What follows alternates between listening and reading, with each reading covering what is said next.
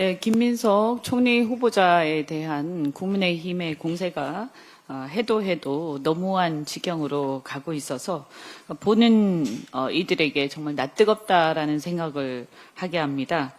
특히 그중에서 주진우 의원을 비롯한 일각의 내로남불 행태는 정말 다시 한번 스스로를 돌아보시라, 이런 말씀을 드리지 않을 수가 없습니다.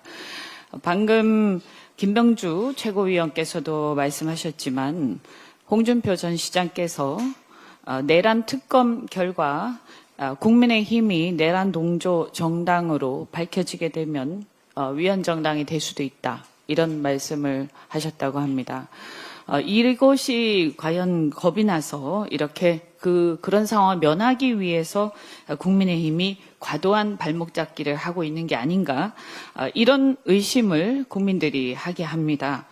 국민의힘은 스스로를 좀 돌아보고 국민들이 오히려 국민의힘에 대해서 의구심을 가지고 쳐다보지 않도록 과도한 공세를 좀 멈추고 국정 수행에, 이재명 정부의 국정 수행에 좀 협조하는 모습을 보이시기를 바랍니다. 추경과 관련해서 송원석 원내대표를 비롯해서 국민의힘에서 또 계속 비난을 원색적으로 하고 있습니다. 그런데 이 추경과 관련해서는 사실 재정 포퓰리즘이다, 이렇게 얘기를 하고 있지만 그동안 윤석열 정부가 건전재정을 계속 외쳐왔음에도 불구하고 실질적으로 보면 결산할 때마다 보면 세수 펑크의 적자가 굉장히 심각했습니다. 특히 전문가들에 의하면 윤석열 정부가 내세웠던 건전 재정은 지난 3년 동안 한 번도 지켜지지 않았습니다. 2022년 GDP 대비 관리재정 수지는 마이너스 5.4%, 2023년은 마이너스 3.9%였습니다. 한 번도 스스로 건전재정도 지켜진 적도 없고요.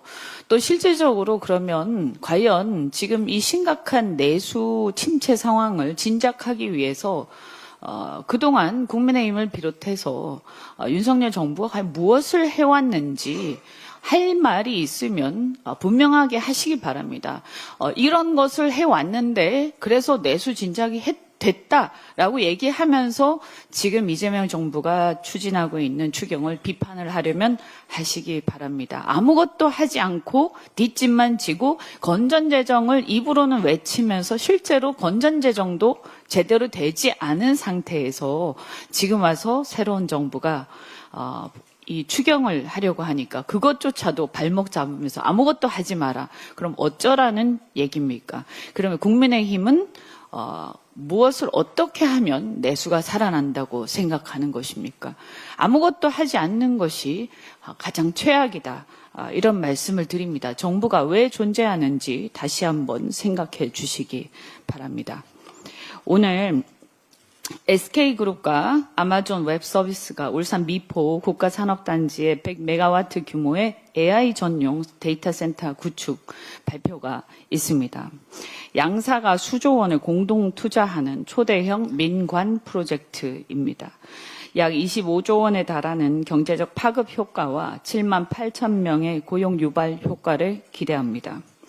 이재명 정부가 공약한 AI 강국 G3 도약을 위한 인프라 조성의 시발점이라고 평가를 합니다. 이번 데이터 센터가 울산 미포 산단부지에 건설되는 것도 큰 의미가 있다, 이렇게 생각합니다. 수도권에 집중되고 있는 데이터 센터를 비수도권으로 분산하는 의미가 있고요. 미포 산단부지 인근에 SK가스의 LNG 열병합 발전소가 있어서 대규모 전력 수급이 용이하기 때문에 분산 에너지 활용으로 전력의 직접 거래가 가능할 수 있습니다. 전기요금의 절감도 기대할 수가 있습니다. 따라서 이런 상황은 지역 균형 발전과 전력 수급 다변화 등 새로운 정부의 지방 분산형 데이터 센터 정책에도 부합한다고 평가합니다.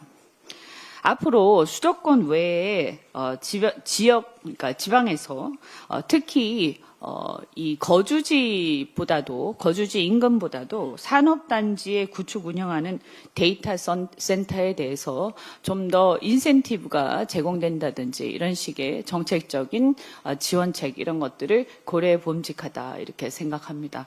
법안이라든가 이런 입법 제안들 이런 것들을 국회에서도 모색해 보겠습니다. 감사드립니다.